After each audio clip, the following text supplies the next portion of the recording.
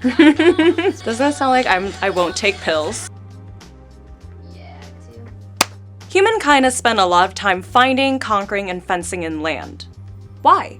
The borders that define whose land is whose are kinda arbitrary. They're pretty much just imaginary lines, right? Yet we put up road signs, checkpoints, even fences, looking at you, US-Mexico border, all to remind us of when we're crossing that line that takes us from one territory to another. But what happens when a border is on water? How do you even draw a line on something that is liquid? I'm Dolly, and today on Zoetic, we're looking at how borders are made on the ocean, and just how contentious those invisible lines can be.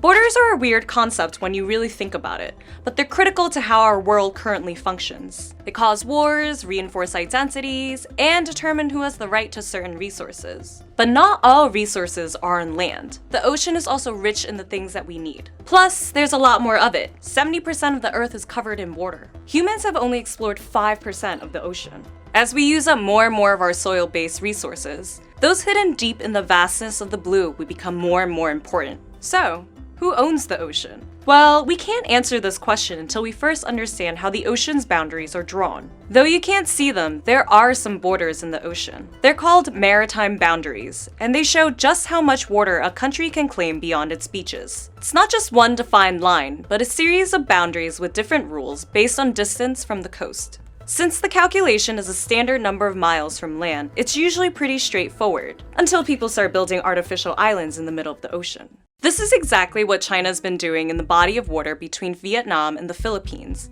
known as the South China Sea.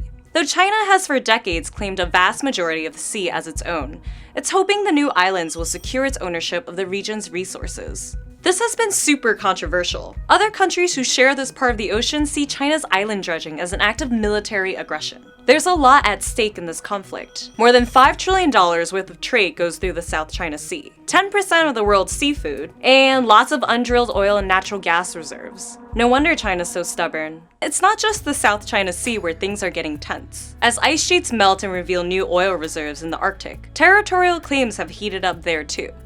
Now Canada, Denmark, and Russia are all fighting for official rights to the Arctic seabed. But the calculation of who rules what in this icy region of the world is determined by more than a country's coastline. It also involves their continental shelf. Continental shelf? Basically, it's the underwater part of a country's seabed that may extend its territory beyond its landmass. There's a lot at stake in the ice, potentially as much as 426 billion barrels of untapped oil and gas, which is why Russia hasn't been shy to stake its claim. Though China too is looking for creative ways to get its share of resources by calling itself a near-Arctic state. Despite efforts by the UN to make the drawing of ocean boundaries clearer, the same disputes that happen on land happen at sea. And since countries can claim just 200 miles beyond their coast, it leaves a vast portion of the ocean totally unclaimed, so no one really owns it or governs it. It's the Wild Wet West, y'all. Though, looking at the conflicts in the South China Sea and the Arctic might give us a hint at how our oceans and its resources will be carved up in the future. I was actually in China recently visiting my family, and this is a big topic of conversation. What do you guys think about these boundaries in the water?